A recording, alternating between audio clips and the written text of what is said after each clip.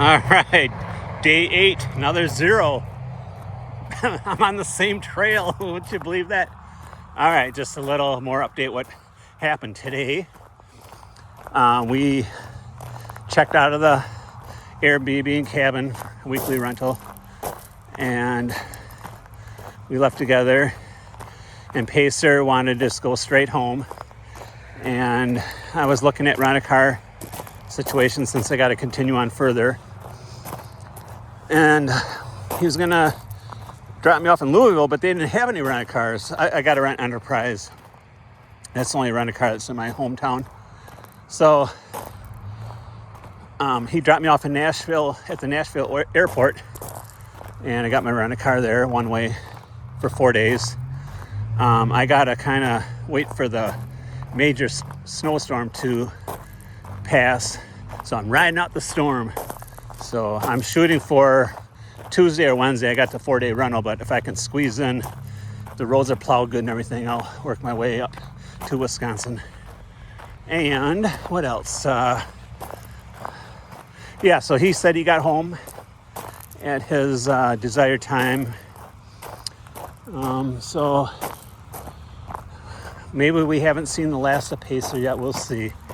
I'm still debating, even though now today is real time, even though I just filmed the segment 5 minutes ago for day 7, but this is day 8. So it's been on my mind constantly.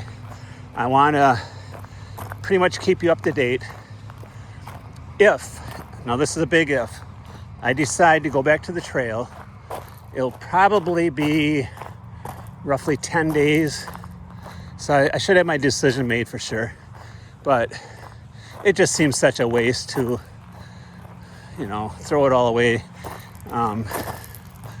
And let me just do another. No, I'm done walking. I got my steps in. It just, all that gear that I bought and all these high hopes for completing the trail. I want to at least make another attempt, but we'll see. I mean, that's my thought right now.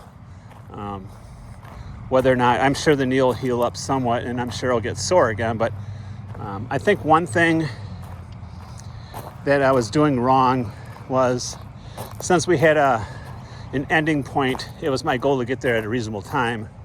And so I felt I was rushing myself.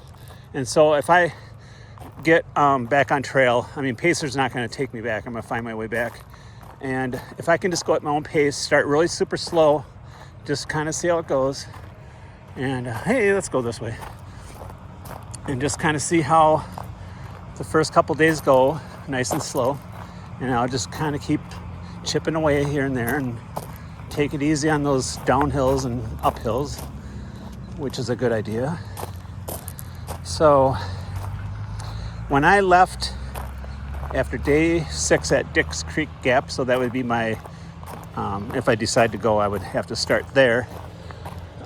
There's a lot of logistics involved to get to that point, but I'll worry about that later.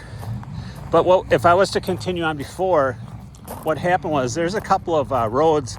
There's a 40-mile stretch. So there's a couple of fire roads, which we wouldn't go by anyway, but they're closed currently anyway until like April 1st because of the winter. So there's a 40-mile stretch to get to the next gap called Winding Stair Gap. So initially, my plan was to just do 220s and camp one night in the woods. Then we realized, it's probably not doable. We'll do 2 nights, kind of like a 13-13-13 kind of thing, whatever. And he'll pick me up late on day 3 on that stretch. So